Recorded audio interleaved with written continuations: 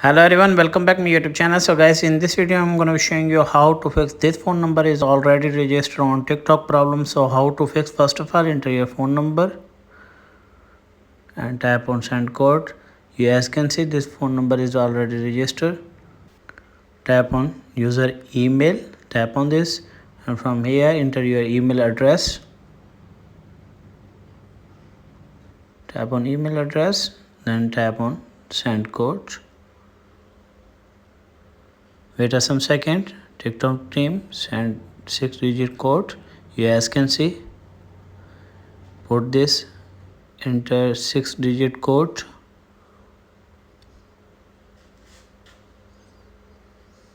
Wait a some second. From here, create a new password. You guys can see your password must have at least terms and condition. Create password and tap on next. Wait a some second. You guys can see get updates, no thanks.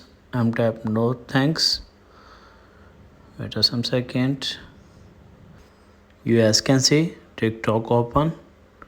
If the video is helpful, then like and subscribe my channel. If you have any problem, let tell me in the comments box.